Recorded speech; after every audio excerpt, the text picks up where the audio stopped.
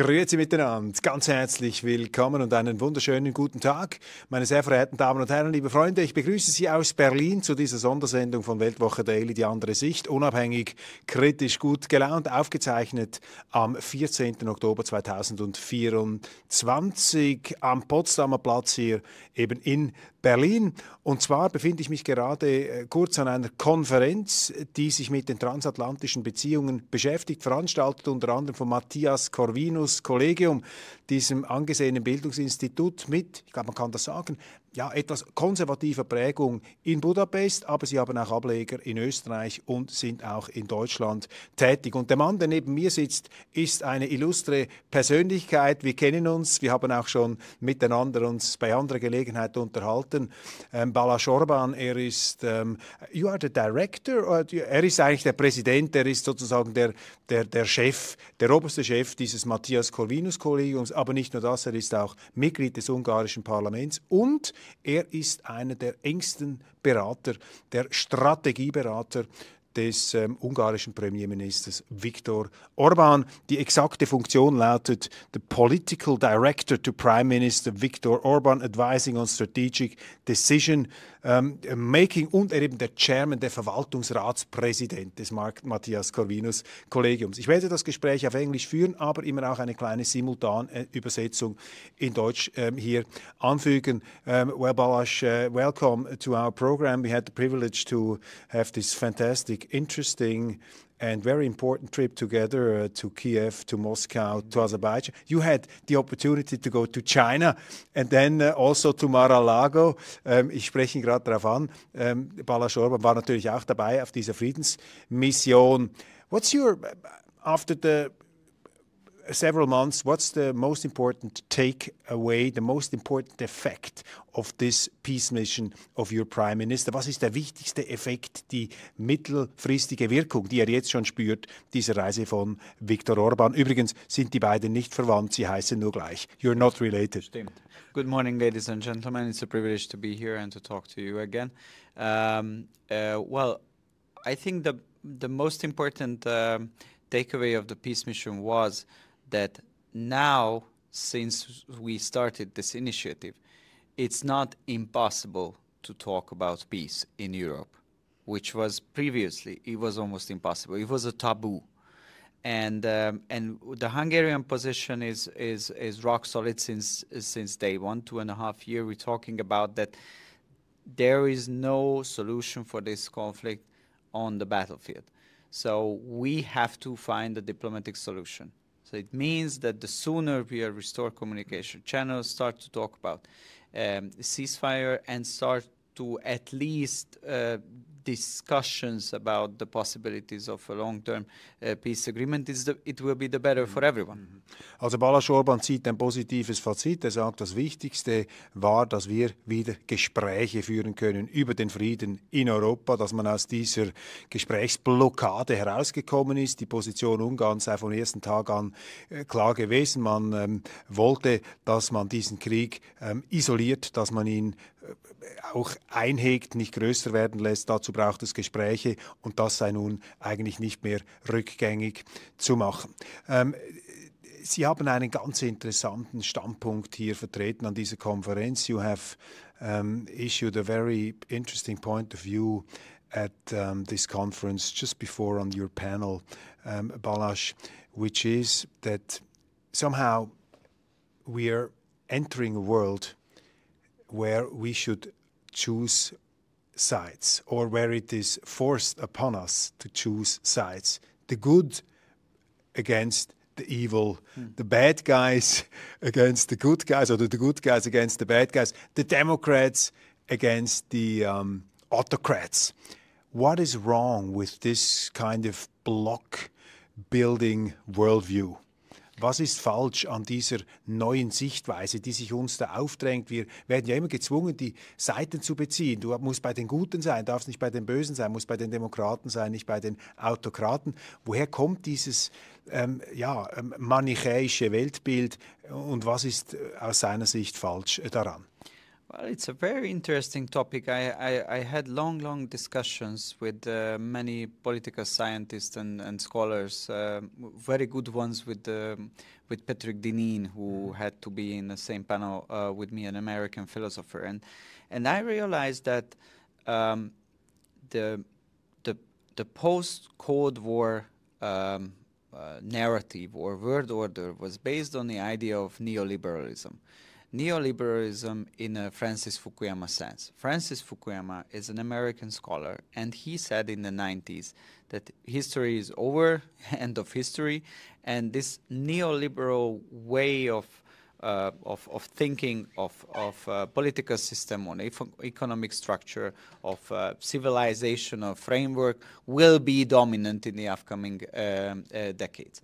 But it didn't happen. So the history went to another direction.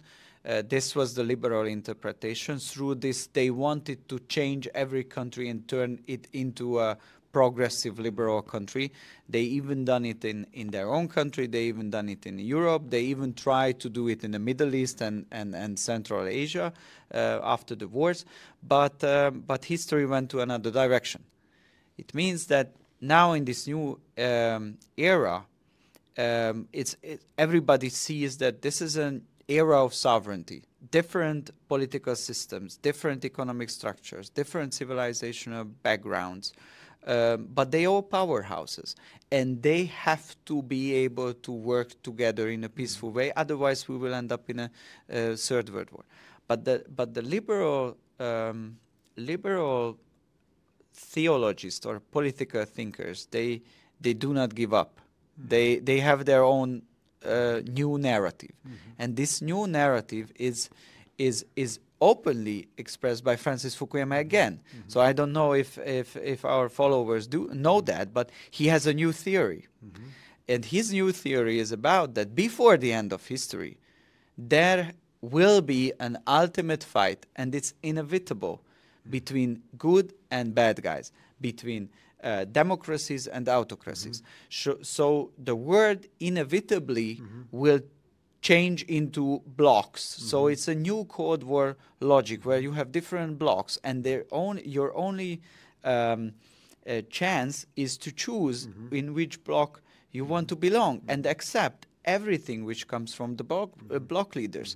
For us Hungarians, we are a small freedom-loving nation.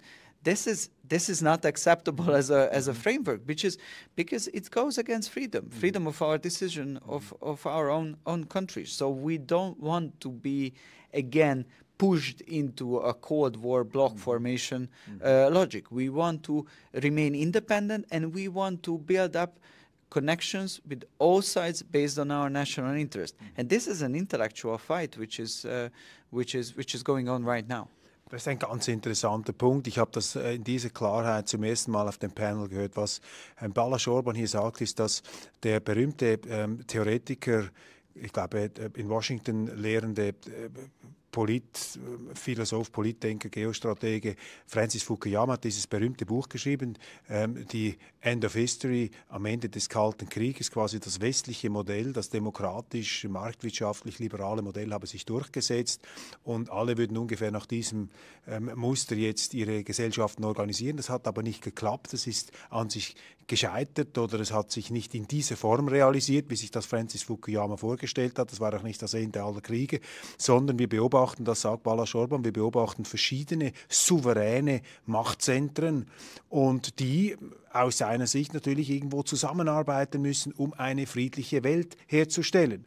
Jetzt haben aber diese End-of-History-Denker nicht aufgegeben, Fukuyama, sondern sie sagen, ja gut, jetzt gibt es halt immer noch die Bösen, und jetzt muss der Westen halt denen etwas nachhelfen gewissermaßen, dass sie auf den guten Weg geführt werden. Und daraus erwachse ein neues dichotomisches, ein neues dualistisches Weltbild, wie im Kalten Krieg. Es gibt eben die Guten, das sind eben die Liberalen im Anführungszeichen, und es gibt die Bösen, das sind alle anderen. Und jetzt wolle man, dass man Seiten beziehe, dass man sich da auf eine Seite stelle, und das sei für Ungarn natürlich der falsche Weg. Ungarn sei ein kleines Land, müsse mit der ganzen Welt zusammenarbeiten, und diese dieser Auswahlzwang, da sich auf eine Seite zu stellen, widerspreche eben auch der Freiheit, obwohl er immer im Namen der Freiheit geäußert werde, es widerspreche der Freiheit, es limitiere die Freiheit und deshalb sei das ein ganz wichtiger intellektueller Kampf, der hier geführt werden müsste.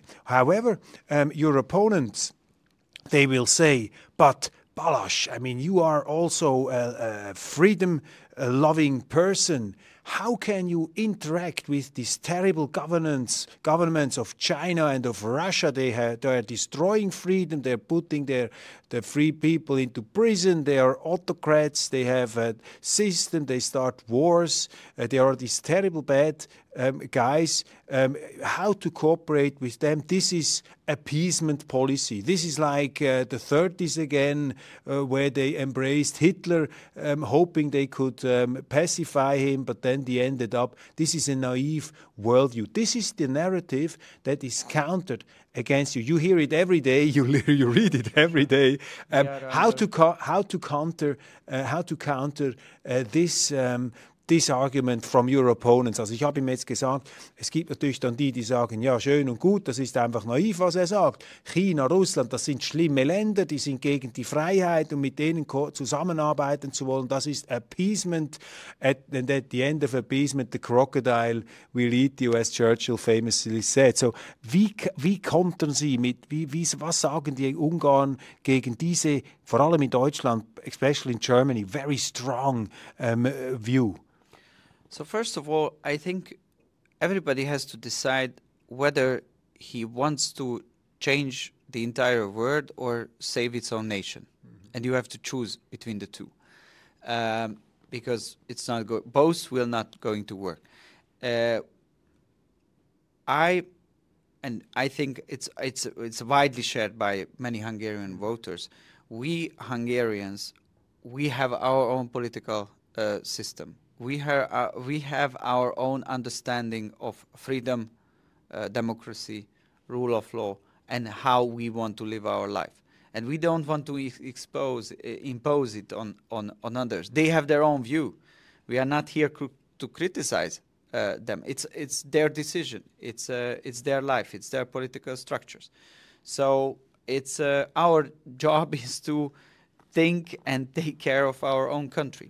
And from this position, it's obvious that if you have your national interest, you should be able to work together with everybody who is ready to work with you. And it does not mean that you are isolated.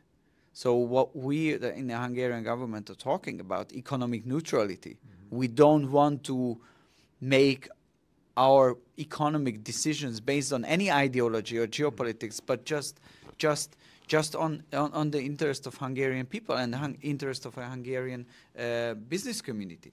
So economic neutrality does not mean that we cannot have different type of cooperations. Mm-hmm. We want to get involved in all type of cooperations. We are proud members of NATO. NATO is a very important tool. We are proud members of European Union. We are proud members of the Turkish Council, for example. Mm-hmm. So these kind of, in a new world era, these type of different cooperations on the different field. One field is focusing on security, the other field is focusing on policy areas, third one is focusing on economic cooperation. If you want to have a policy which is based on your national interest, you have to be present in all fields. Das ist, die Antwort lautet auf die Frage eben, ob das Appeasement-Politik sei, ja, man muss sich damit abfinden, dass man anderen Ländern nicht befehlen kann, wie sie sich zu organisieren haben. Man muss das Überleben des eigenen Landes zunächst einmal ins Zentrum rücken, die Interessen des eigenen Landes. Und daraus leitet dann eben Ungarn die Strategie ab, verschiedene Formen der Zusammenarbeit, je nachdem, mit Ländern zu pflegen. Zum Beispiel wirtschaftliche Neutralität, das heißt, mit bestimmten Ländern hat man wirtschaftliche Beziehungen, mit anderen Ländern hat man stärker politische Beziehungen. Ungarn sei ein stolzes Mitglied der NATO, ein stolzes Mitglied auch der Europäischen Union. Also diese Sichtweise ist nicht gerichtet gegen die USA oder gegen die Europäische Union, sondern es ist eine, ja, letztlich auch proeuropäische Sicht, aber eben eine differenzierte Sicht, so wird das formuliert hier. Now, we are talking at this conference about the future of transatlantic relationship. We see there are some collisions between American interests at the moment, probably regarding also the geostrategic rivalry with China and with Russia. On the one hand, the Americans who have a strong urge to push them back. Whereas in Europe, we see, not only in Hungary, we see it in Germany as well, that there is a huge interest in cooperating with China economically and also with Russia. You take the energy. How to cope with this dilemma? Hungary has very good relationship to the United States of America. You're not against the United States of America. So how to cope with this dilemma, with this collision of interests between Europe and the United States regarding these two big snorting elephants in the middle of the room, China and Russia. Wie gehen wir mit den transatlantischen Beziehungen um in einer Zeit der relativen Spannungen, der Interessenkonflikte in Energie Europa und Handel mit China? Die Amerikaner haben hier andere Interessen als vielleicht viele europäische Länder. Wie geht man damit um? Ungarn ist ein Land mit starken, sehr guten Beziehungen zu den Vereinigten Staaten von Amerika. So we don't know, obviously, the outcome of the American elections, but we have an experience on the past. So 4 years liberal administration led by Mr. Biden, but Kamala Harris was also part of the administration, and 4 years of the Trump administration, and we can compare the two 4 years terms. And I think that for Hungary and for Europe, Donald Trump's America First policy was, and from a sovereignty's point of view, was much better, because if an American politician can say America first, then I think a Swiss politician can also say Switzerland first, and the Hungarian politicians can also say Hungary first. And on this basis, where you accept that you have different geostrategic starting points, but on this basis, it's easier to build up something than with the liberal administration, because the liberal administration is based on the idea that they have the moral superiority. This is their policy, and either you adapt or you're becoming a problem. You're with us or you're against us. Exactly, and for us, it was very hard to deal with these policies because obviously the Ukrainian-Russian war is something on which Europe can only lose. So, and of course Hungary as well, 80-90% of the society wants peace in Ukraine. So with this liberal interpretation of transatlantic relationship, either you accept our policies or you are a problem. This is very complicated. So we hope that with the next presidential administration, it will be easier. If they say America first, and we can say Europe first, Switzerland first, Hungary first, on that basis, bilateral deal making and cooperation, it's possible, and it will be mutually beneficial. Auch ein ganz interessanter Punkt, den man bei uns eigentlich nie hört. Balázs Orbán sagt, je nachdem, wie die amerikanischen Wahlen herauskommen, es gibt einen früheren Präsidenten, Trump, der sagt, America first. Und wenn er natürlich sagt, America first, hat das auch einen befreienden Effekt gewissermaßen. Dann kann man auch sagen, Schweiz, Switzerland first oder Germany first.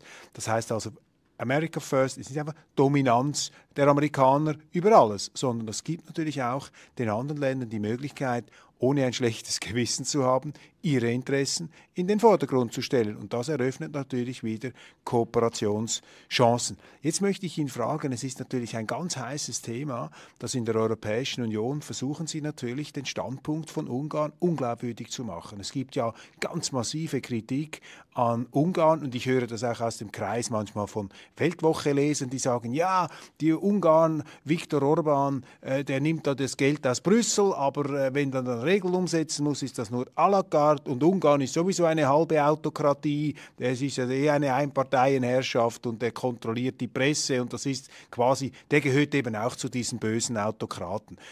Und da möchte ich ihn fragen, was ist daran falsch aus seiner Sicht an dieser worldview?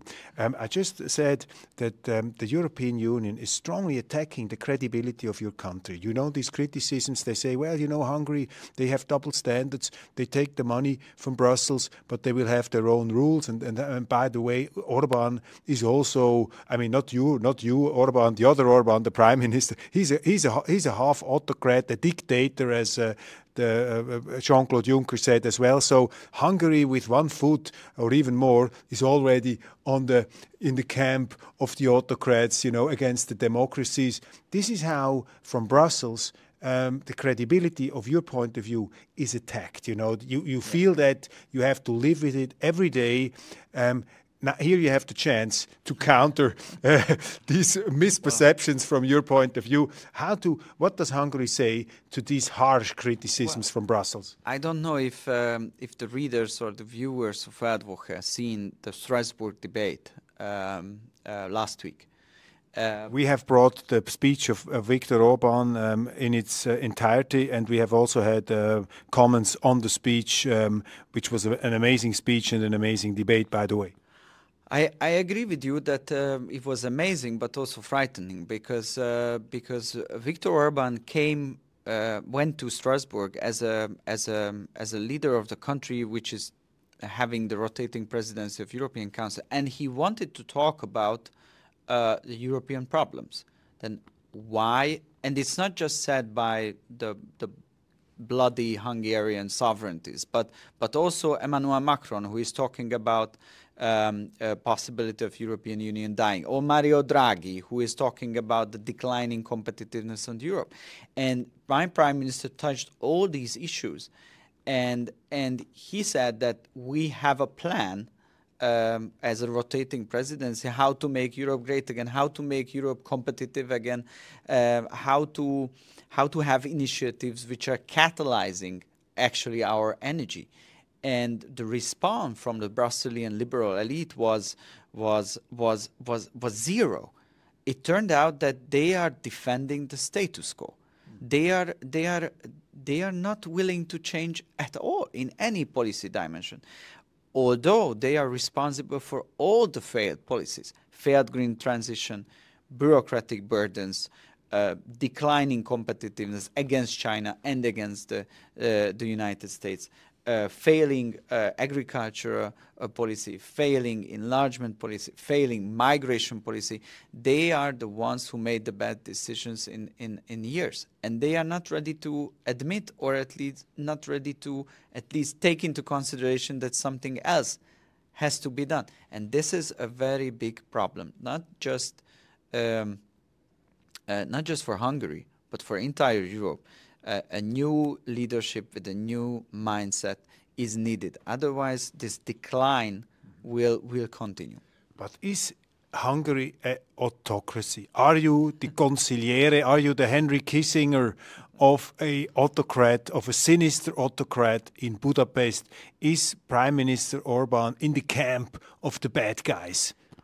Well, if you've seen, it was also outrageous thing that the Brazilian elite, Ursula von der Leyen, Manfred Weber and the others, they were recommending the Hungarian voters to vote for one of the opposition candidates. So it turned out that they have a candidate against the prime minister, against the right-wing parties in Hungary. They are in favor of an opposition candidate. So if we are not a democracy, then why would it make sense to have a Brazilian candidate? So even they admitted that there is an open democracy and an open debate. Well, I don't think that the Hungarian voters, they do like the idea that Brussels is recommending somebody for the Hungarian voters against their own will or against their own decision, but they started campaigning in favor of one candidate against the others. This never ever so openly happened before. Let me translate this. Also sehr interessant, er sagt, dass diese Debatte in der letzten Woche in Straßburg, Viktor Orbán, der da in seiner Eigenschaft als EU-Ratspräsident der EU die Leviten gelesen hat, der auf der Grundlage des Draghi-Berichts auch die Probleme der Wettbewerbsfähigkeit angesprochen hat, der geopolitischen Irrelevanz. Das sei zwar eine interessante Diskussion gewesen, aber auch eine sehr erschreckende Reaktion, denn die Brüsseler Kommission habe sich da sozusagen voll auf den Status quo gestellt, aber nicht nur das, man habe dann auch noch den Gegenkandidaten zu Viktor Orbán empfohlen, also sich noch eingemischt in die ungarischen internen Angelegenheiten. Und da hat er gesagt, ja, also wenn wir so eine schlimme Autokratie wären, dann gäbe es ja gar keinen Gegenkandidaten.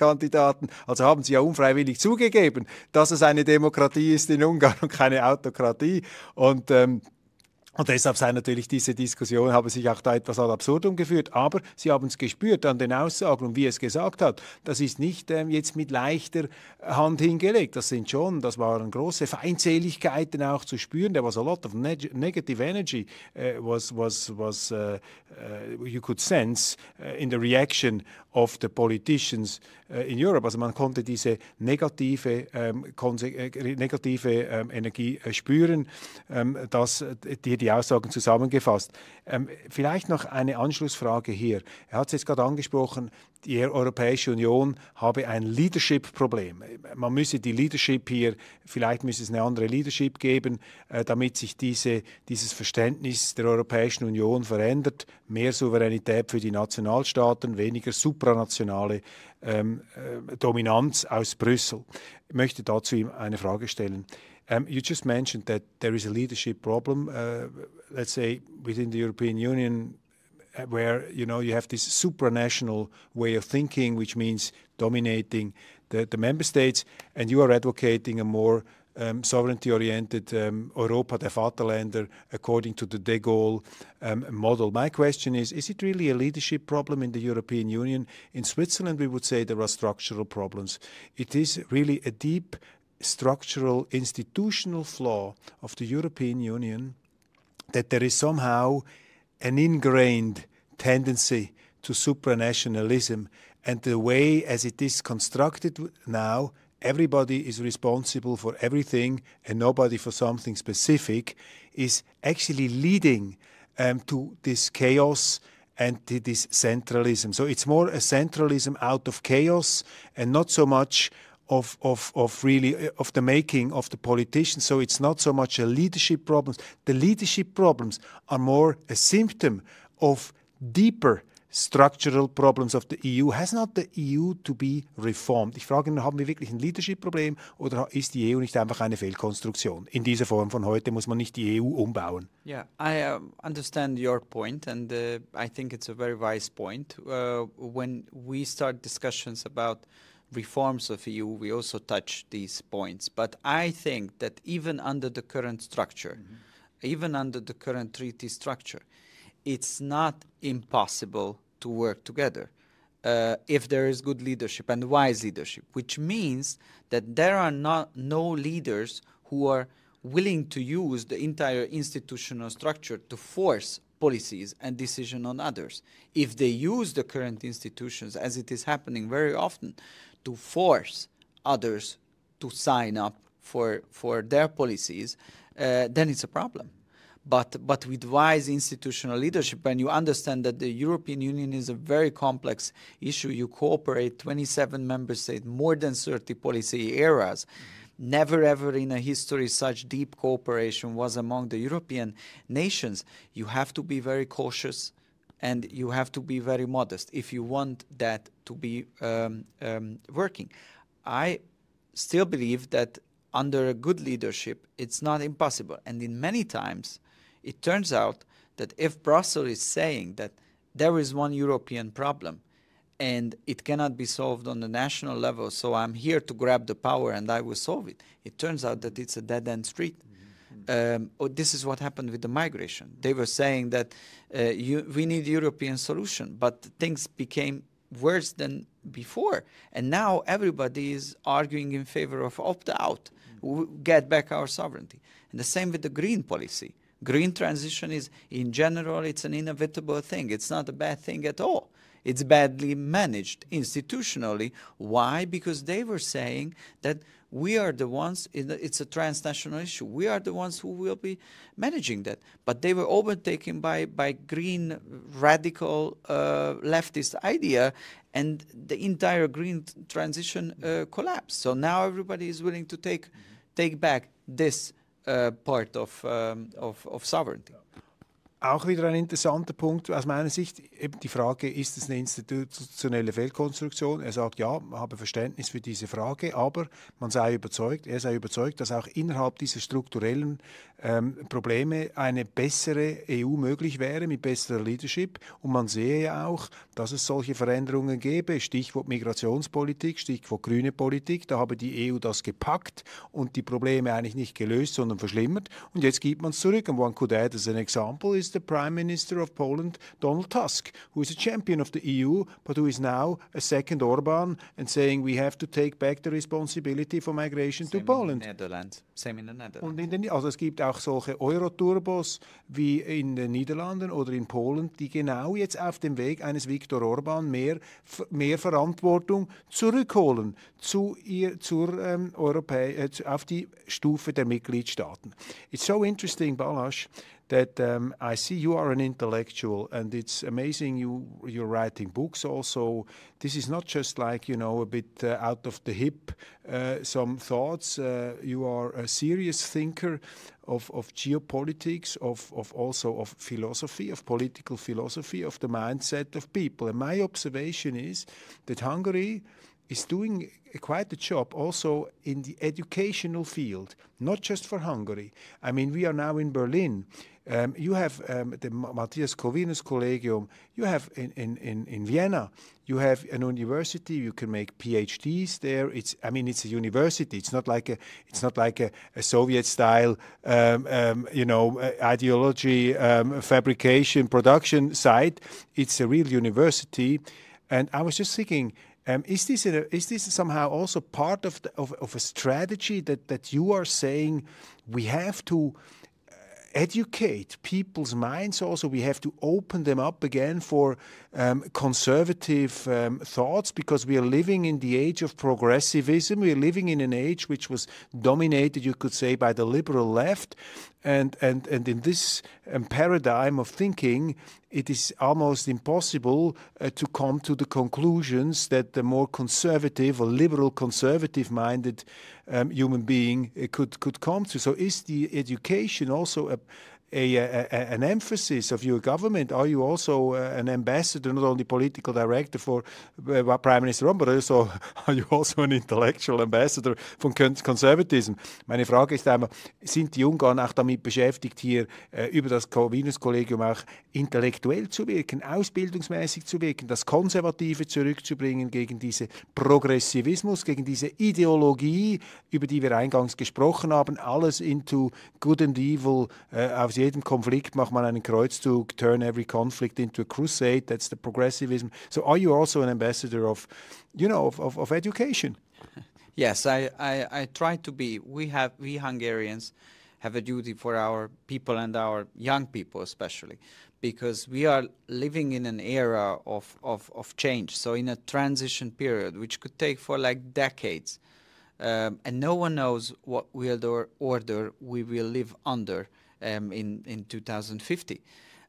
But we are a sovereign country. Finally, we regained our sovereignty, so we can have a saying on this changing world order, and we can decide which direction the country should turn. And we have our responsibility to provide and create platforms on which this kind of classical liberal, conservative, realist, sovereigntist worldviews, discussion, debates can happen, because liberals, the progressive liberals, they all have their own institutions, they all have their scholarship programs, they all have their media platforms, they all have their experts, so they have an entire structure. But on this side, it's not there, and we need to provide an opportunity for young people to hear the different sides of the coins. And decide freely where is the truth and which direction, according to their understanding, should the country be governed.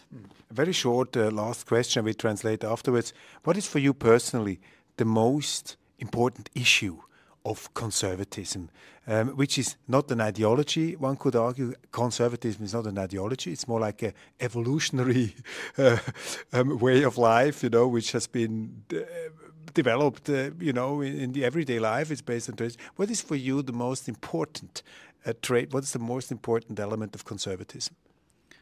Well, it was mentioned many times by Sir Roger Scruton that it's more like an instinct than an idea, conservatism. So it's a way of looking at things. And for me, as a Hungarian conservative, the most important is to learn, but I also have to put on a daily basis energy into this, to learn and to know how to see the world through the eyes of the Hungarian interest. In every issue, what is the Hungarian interest, and how you can see the very complex issues through this lens. Because if you are not using this lens, then no one else will do. And on the other hand, one could argue, and if you have this Hungary first way of looking at the world, you also respect when other countries look at their point of view at the world. Of course, and this is a very good basis for discussion, because if I'm able to explain who am I and why I'm having these ideas, I'm ready to listen and to learn who you are and who your ideas are. If you're having a top-down, progressive, liberal approach, that means that it doesn't matter where you were born, where you were raised, which language, which culture, which religion you should see the world in a very similar way. But it's not the case. We are coming from different parts of the world, and we are having different views. And progressivism, liberal progressivism, would be the opposite. This would be the absolutism of your own point of view, and as long as the other has not your same point of view, you don't even talk to the other guy. Yeah. This is why it's not a coincidence that all progressives think that if somebody has a different view, then it's an autocrat, because for them it's out of the box. It's like they can't imagine that somebody else has a different view than the progressive one. So democracy based on this ideology, it could be problematic. So this is why we conservatives should be the guardians of actually free speech, democracy, real rule of law, and real pluralism. And we should be very proud of it. Thank you very much. I will just translate now. It's sehr interessant. Also er hat gesagt, natürlich haben wir auch einen Bildungsauftrag. Es geht darum, der liberale Progressivismus, diese Ideologie, die hat natürlich sehr, sehr viele Plattformen, Outlets, Fernsehstationen, Universitäten, Scholarship-Programs. Und es ist natürlich wichtig, das konservativ oder den klassischen, auch liberalen Gedanken wieder zurückzubringen in die heutige Arena. Deshalb nimmt er auch an diesen Konferenzen teil. Ich habe ihn dann gefragt, ja, was ist denn für Sie die Essenz des Konservativen? Hat er gesagt, ja, das ist an sich die Fähigkeit, die Welt durch die Brille der eigenen Interessen, der eigenen Leute, der ungarischen Interessen in diesem Fall anzuschauen, worauf ich ergänzte, ja, das heißt aber auch, dass man akzeptiert, dass der andere eben andere Interessen hat. Er hat gesagt, richtig, und deshalb sei das eben auch die Grundlage für Zusammenarbeit und besseres Verständnis, und dies eben im krassen Gegensatz zu dieser progressiven Ideologie, die eben den eigenen Standpunkt verabsolutiert. Das Konservative sei eben gar keine Ideologie, sondern, erinnern an Sir Roger Scruton, den bedeutenden englischen Gelehrten des Konservativismus, sondern eher ein Instinkt. Also, thanks again, Balázs Orbán, for this insightful conversation and this fantastic point of views that you have offered here. Und wir hoffen natürlich, dass wir Sie ein bisschen inspirieren konnten, that we could inspire our public to think for themselves and to let these thoughts, trickle down. And well, we are very curious about your reactions and about your discussions and your thoughts on what has just been said. Wir sind sehr neugierig, was Sie dazu zu sagen haben, möchten Sie auch ermuntern, natürlich mit kritischen Beiträgen. I always say they should write critical remarks, then next time I can offer them to you and we can have an even better conversation. Please do so. Thank you very much. Vielen Dank. Okay, alles klar. Vielen Dank und alles Gute.